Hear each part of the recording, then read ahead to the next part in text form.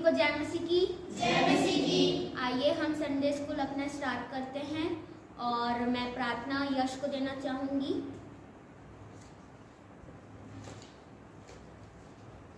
सब लोग आंखें बंद कीजिए।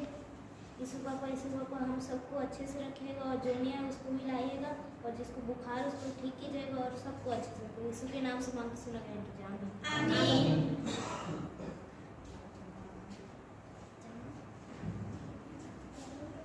सभी को जय मसीह की। जय मसीह की। हम बाइबल पढ़ेंगे भजन संहिता 8 का पूरा 9 तक पढ़ेंगे। एक पद मैं पढ़ूंगी, एक पद आप पढ़ोगे। सब निकाल लिए।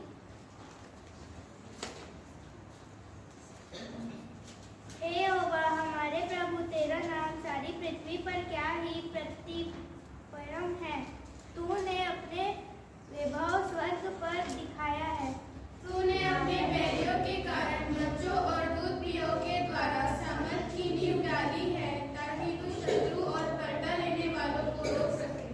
जब मैं आकाश को जो तेरे हाथों का कार्य है और चंदन और तरंगा को जो तूने निकृतिक किया है देखता हूँ, तो फिर मनुष्य क्या है कि तू उसका स्मरण रखे, और आदमी क्या है कि तू उसकी सुधि ले। क्योंकि तूने उसको परमेश्वर से थोड़े ही काम बनाया है और महिमा और प्रताप का मुकुट उसके सिर पर रखा है। तूने उसे अपने हाथों के कार्यों पर प्रभुता दी है। तूने उसके पांव तले सब कुछ कर दिया है। सब भेड़ बकरी और गाय बैल और जितने वन खुश है, आकाश के पक्षी और समुद्र की मछलियाँ और जितने जीव जंतु समुद्रों में चलते फिरते हैं। आखिरी पद हम एक साथ पढ़ेंगे। हे यहोवा, हे हमारे प्रभु, तेरा नाम सारी पृथ्वी पर क्या ही प्रताप में है। आमीन। सभी आँख बंद करेंगे। यीशु पापा इस दिन भी धन्यवाद देते हैं यीशु पापा, और जो वचन हम पढ़े हम सीखने वाले हो सके यीशु पापा, और जो टीचर्स हमें भी सिखाएंगे उस पर भी आशीष दीजिए यीशु पापा। आपके नाम से मांगते हैं, आमीन। आमीन।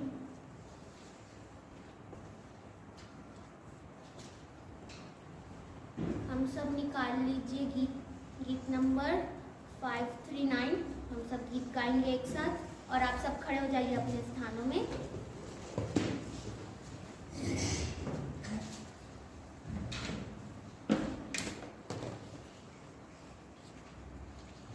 यीशु मुझसे करता प्यार, बाइबल में है समाचार।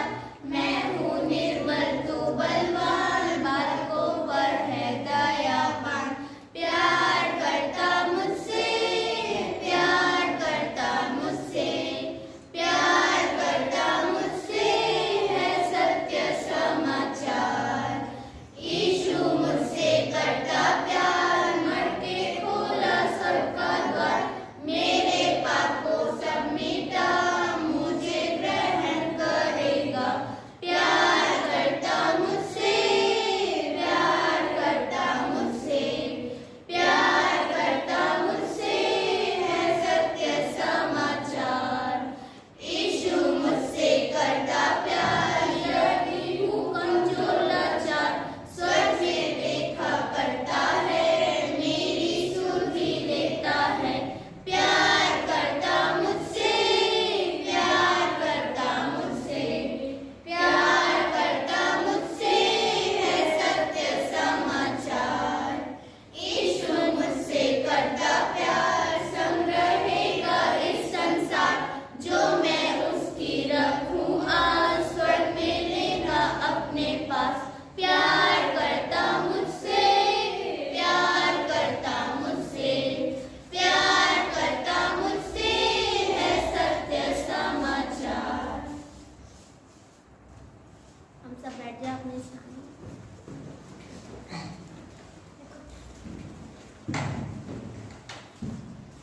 आइए हम सब बाइबल खोले और लूका निकाल लीजिए। लूका उसका 17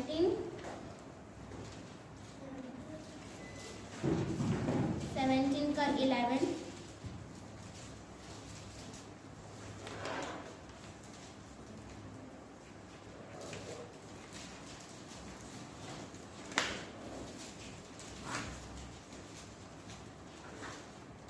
सब लोग ने निकाल लिया?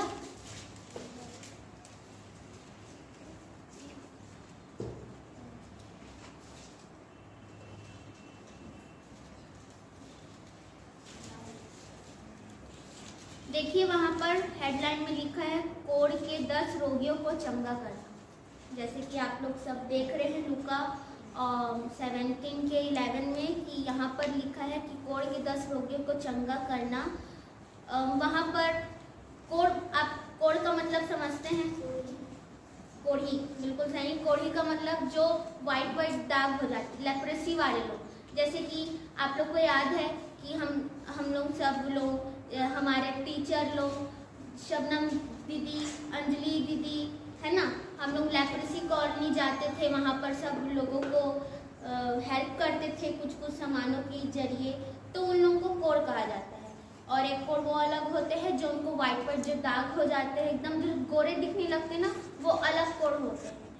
तो हम आज ये सीखेंगे कि हमारे प्रभु यीशु मसीह ने कैसे उन 10 कोढ़ियों को चंगा तो किया, पर धन्यवाद देने कितने आए। ठीक है, तो 11 पद को हम देखते हैं। ऐसा हुआ कि वह यरूशलेम जाते हुए, देखो यीशु मसीह यरूशलेम की ओर जा रहे थे और सामरिया और गलील के बीच, जो सामरिया और गलील है उन दोनों के बीच से होकर जा रहा था। यीशु मसीह कहाँ जा रहे थे? यरूशलेम जा रहे थे और सामरिया और गलील के बीच। ठीक है, क्यों किसी गांव में प्रवेश करते समय उसे 10 कोढ़ी मिले। मतलब वहां पर कोई गांव था यरूशलेम में, है ना, और वहां प्रवेश कर रहे थे, यीशु मसीह जा रहे थे, तो वहां पर कितने कोढ़ी मिले? 10 कोढ़ी मिले। उन्होंने दूर से खड़े होकर ऊंचे शब्द से कहा। अब कोढ़ी लोग को, क्योंकि प्रभु यीशु मसीह ने, परमेश्वर ने खुद कोढ़ी लोग को एक अलग बस्ती दे दिया था कि तुम जाकर वहां रहो, क्योंकि उनमें कोढ़ था। अगर दूसरे से अगर जाके मिलते तो उन्हें क्या लग जाता? कोढ़ लग जाता। तो परमेश्वर ने खुद उनको अपने हाथों से अलग किया था। तो वहां पर एक बहुत दूर था, उन्होंने दूर से खड़े होकर ऊंचे शब्द से कहा। पर प्रभु यीशु मसीह गए होंगे, इमेजिन करो गए होंगे। अब जैसे कि यहाँ पर कोई आ जाता है तो हम दूर से देखते हैं तो हम चिल्लाते हैं कि कौन है, कैसे है ना, हम बोलते हैं। परंतु उन्होंने क्या पता देखा होगा या सुना होगा किसी के मुंह से कि देखो वो चंगाई देने वाला परमेश्वर आ रहा है, वो अशुद्ध आत्माओं को निकालने वाला प्रभु यीशु मसीह आ रहा है। तो वैसे ही उन्होंने कुछ सोचा होगा, परंतु दूर खड़े होकर वो चिल्ला रहे थे। क्या चिल्ला रहे थे? 13 पद सब देखे। हे यीशु, हे स्वामी, क्या बोले? हे यीशु, हे स्वामी। अब देखो, जैसे कि हमको याद आता है कि एक अंधा कैसे बोल रहा था? हे दाऊद की संतान बोल रहा था, है ना। जब यीशु मसीह आ रहे थे तो उनके चेलों लोग ने क्या कहा कि दूर जाओ, यहाँ से दूर जाओ, तुम्हें कोई जरूरत नहीं है, ऐसा कहा। परंतु उन्होंने जब सुना होगा, हाँ हमारे प्रभु यीशु मसीह चंगाई देने वाला आ रहा है और हमें चंगाई देंगे, एक उनके अंदर एक होप थी कि हम इस कोढ़ से हम शुद्ध हो जाएंगे। और देखो इसमें क्या लिखा है, उन्होंने बहुत दूर से खड़े होकर ऊंचे शब्द से कहा, हे यीशु, हे स्वामी, हम पर दया कर। क्या बोला उन्होंने? हे यीशु, हे स्वामी, हम पर दया कर। बिल्कुल, उन्होंने उनके अंदर एक होप थी। जैसे कि हमको एक आशा रहती है ना, जब हमारा तबीयत खराब हो जाता है कि हम जब प्रार्थना करेंगे तो हमें यीशु पापा हमको ठीक कर देगा, एक आशा रहती है हमको। वैसे उन्होंने बोला कि हम पर दया कर। उन्होंने उससे देखकर कहा, उसने उन्हें देखकर कहा, यीशु मसीह ने उन कोढ़ियों को देखकर कहा, जाओ और अपने याजकों को दिखाओ। देखो वो तो ठीक हो, मतलब आधे रास्ते में चलते वो जाके क्या पता ठीक हो गए होंगे, उनके याजक का दूर रास्ता होगा, है ना। तो यीशु मसीह ने कहा कि जाओ अपने याजक को दिखाओ, और जाते ही जाते वे शुद्ध हो गए। देखो जाते ही जाते वो क्या हो गए? शुद्ध हो गए। अब उनका विश्वास ने, ठीक है, हम ये बोल सकते हैं कि वो 10 कोढ़ी है और वो क्या पता वो तब चंगे हो गए होंगे, या जब वो रास्ते में होंगे या पैदल जा रहे होंगे वो तब चंगे हो गए होंगे, हम सकते हैं, इसमें वैसा तो नहीं लिखा कि तुरंत चंगे हो गए, परंतु यीशु मसीह ने कहा कि अपने आप को याजक को दिखाओ। और 15 देखते हैं, तब उसमें से एक यह देखकर कि मैं चंगा हो गया हूँ, तब उसमें से ये देखकर कि हम सब चंगे हो गए हैं, ऊंचे शब्द से परमेश्वर की बड़ाई करता हुआ लौटा। देखो कितने कोढ़ी थे? 10 कोढ़ी थे। हम लूका पढ़ते हैं, लूका 17 है ना, और उनमें से 10 कोढ़ी थे, और उसमें से कितने लौट के आए? एक लौट के आया, सिर्फ एक, और बाकी 9 देखते हैं आगे। ठीक है, तब शब्द से परमेश्वर की बड़ाई करता हुआ लौटा। देखो चंगे तो 10 पूरे हुए, परंतु लौटा कितना? एक लौटा, क्योंकि उसको अपने परमेश्वर को क्या करना था? धन्यवाद देना था, उसको यीशु पापा का थैंक्स बोलना था, और वो लौट के भी आया, और यीशु के पांव पर मुंह के बल गिरकर उसका धन्यवाद करने लगा। अब जैसे कि उसका विश्वास ने उसको चंगा कर दिया, है ना, और वो चंगाई जब उसने पा लिया, उसने जब कोढ़ से अपना शुद्ध हो गया, तो यीशु पापा के पास दोबारा वो लौट कर आया कि नहीं, जब मेरा प्रभु मुझे चंगाई देता है तो मेरे को उनको थैंक यू भी बोलना चाहिए। उसने ये सोचा होगा कि भाई मेरा प्रभु मेरे को चंगाई दे दिया तो मेरे को धन्यवाद भी तो बोलना होगा। अब जैसे कि हमारे चर्च में एक भैया आता था, उसको भूत पकड़ा था, याद है? यहाँ पर जब प्रार्थना दुआ करते थे तब उसको भूत कैसे उसको पूरा तोड़ डालता था उसके शरीर को, तो क्या वो दोबारा वो चंगाई प्राप्त करके वो थैंक यू बोलने आया अपने पास्टर को या अपने प्रभु को? नहीं बोलने आया ना। क्यों बोलने आएगा? उसका तो काम निकल गया। वैसे ही आगे देखते हैं, उसका धन्यवाद करने लगा, और वह सामरी था, क्योंकि सामरी को एक मिलने का तुच्छ मानते थे सामरी को, है ना, तो वो सामरी था। इस पर यीशु ने कहा, क्या 10 शुद्ध ना हुए? देखो यीशु मसीह का क्वेश्चन है भाई उससे, वो एक व्यक्ति से, क्या मैंने तो 10 को शुद्ध नहीं किया था क्या? तो फिर वो 9 कहाँ गए? यीशु मसीह का क्वेश्चन है ये कि फिर वो 9 कहाँ गए? जब मैंने 10 को शुद्ध किया था, तुम एक लौट के आए, तो बाकी 9 भी मेरे पास आना चाहिए, ना कि तुम बस अकेले आओ। उन 9 का भी अधिकार है कि वो मेरे को भी थैंक यू बोले, है ना। काम निकलने के बाद कौन किसको याद करता है? जैसे कि बहुत सारे गांव में भी हम देखते हैं, जब जाते हैं तो किसी का भूत निकाल दिए हो, या किसी का गाय घूम गया हो, या कुछ बिच्छू, अगर आजकल के गांव में तो बहुत सारे ऐसे कुछ बहुत होते हैं। तो जब मैंने भी सुना है और देखा है कि जब कुछ काम निकल जाता है, दोबारा उन पास्टर को या उस परमेश्वर को याद नहीं करते हैं, क्योंकि काम निकलने के बाद कौन सा परमेश्वर, कौन सा प्रार्थना, कौन सा विश्वास, ऐसा हो जाता है। तो यीशु ने उनसे सवाल पूछा, क्या 10 शुद्ध ना हुए? तो फिर वो 9 कहाँ हैं? क्या इस परदेशी को छोड़ कोई और ना निकला जो परमेश्वर की बड़ाई करता?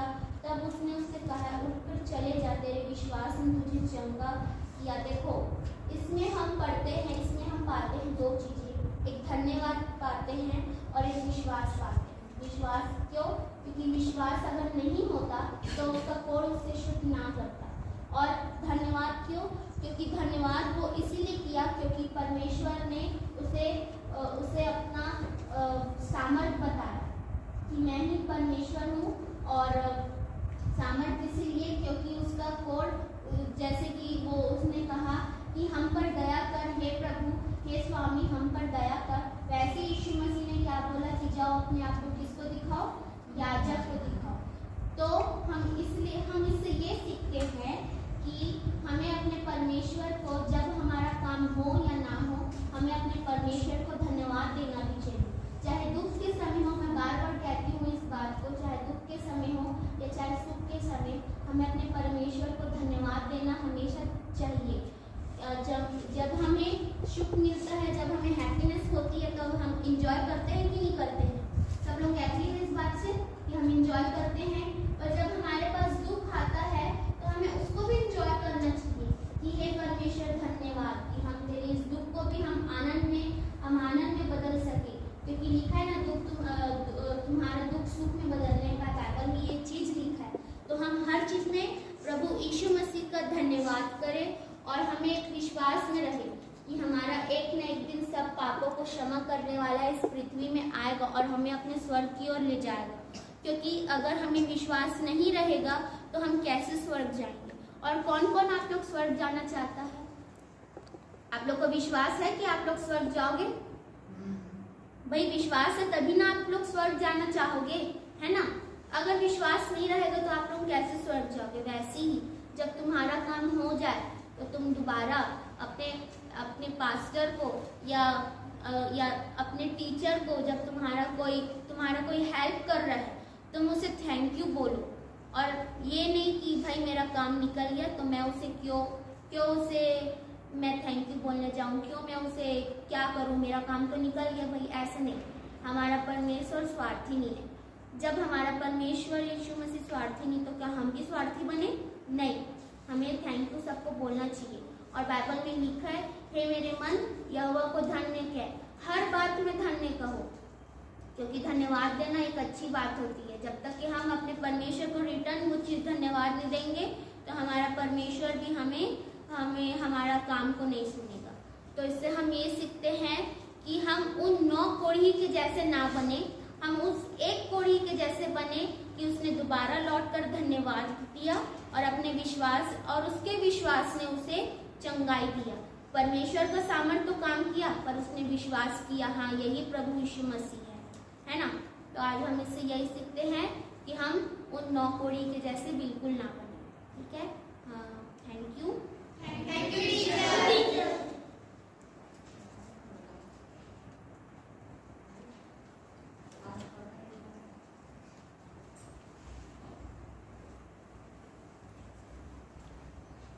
सभी को गुड मॉर्निंग। Good morning. आप सब कैसे हैं?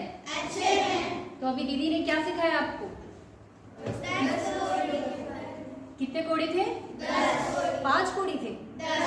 10 कोढ़ी थे ना। और किसके जैसे हमको बनना है? वो 9 कोढ़ी के जैसे या एक वो व्यक्ति जो वापस लौट के आए है ना, हमको उसके जैसे बनना है ना। क्योंकि देखो हमारी लाइफ में हर दिन कुछ ना कुछ होते रहते हैं और हमको यीशु पापा को क्या करना चाहिए? धन्यवाद देना चाहिए, थैंक यू बोलना चाहिए अच्छे खाने के लिए। अब देखो आज कितने सारे लोग सुबह आज देख ही नहीं पाए होंगे सूर्य को, कितने लोग कल मर गए होंगे, है ना, एक्सीडेंट हो गया होगा, क्या कुछ नहीं हो गया होगा, परंतु आज हम क्या हैं? बिल्कुल ठीक है। और कहाँ हैं हम? चर्च में हैं और बहुत खुश भी हैं आज। क्योंकि क्यों खुश है बताओ पहले? क्या है आज? प्रभु का दिन है और हम सब खुश हैं और सब क्या करने पा रहे हैं? थैंक यू बोलने के लिए क्या है? चर्च में आए हुए हैं ना। तो एनी दीदी ने आपको बहुत खूबसूरत चीजें बताई है, इसको हमेशा याद रखो, ठीक है। अब पद बोलते हैं, सब कोई खड़े हो जाओ अपनी अपनी जगह में। 3 आनंदित और मगन रहो क्योंकि स्वर्ग के राज में तुम्हारे लिए बड़ा फल है। मत्ती 5:12। क्योंकि परमेश्वर ने जगत से ऐसा प्रेम किया कि उसने अपना एकलौता पुत्र दे दिया ताकि जो कोई उस पर विश्वास करे वो नाश न परंतु अनंत जीवन पाए। तो मुझे तो फिर स्वर्ग को परमेश्वर अपना नाम हुआ। छोटे बच्चों को मेरे पास आ रही है कभी भगवती स्वर्ग राज में दिखा है। तुम्हारे पापों के कारण तुम्हारी भलाई नहीं होती है। समय 5 पर बैठो। परमेश्वर की सारी हथियार बांध दो कि बहुत हमें सम्मान रखे। इफिसियों में 6 देना।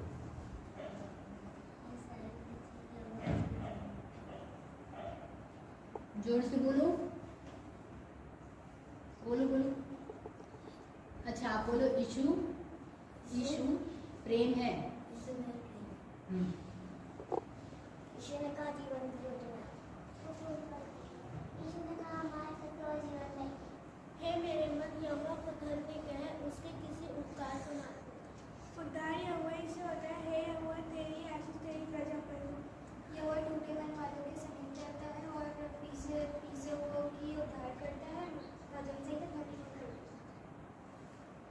मन की युक्ति मनुष्य के वश में रहती है परंतु मुंह से कहना यहोवा की ओर से होता है। नीति वचन 16 का मन। जो काम में डिवाइड करता है वह निर्धन हो जाता है परंतु काम काजी लोग अपने हाथों के द्वारा धनी होते हैं। नीति वचन 10:4-5। और उसने लाख की घटी नहीं होगी। नीति वचन 4 करो। उसके मुंह की बातें मक्खन सी चिकनी तो थी परंतु उसके मन में लड़ाई की बातें थी। उसके वचन तेल से अधिक नरम तो थे परंतु नंगी तलवारें थी।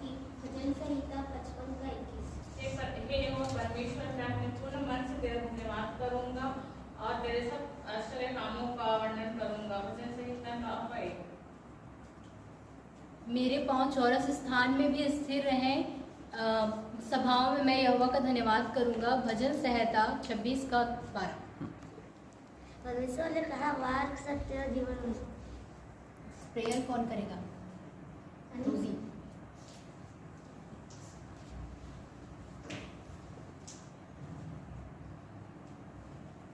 आइए प्रार्थना करें। ईश्वर पापा आपको बहुत बहुत धन्यवाद देते हैं कि आपने इतनी सुंदर दिन दिखाया ईश्वर पापा, और हमको चर्च का आने का अवसर दिया ईश्वर पापा, उसके लिए भी धन्यवाद देते हैं ईश्वर पापा।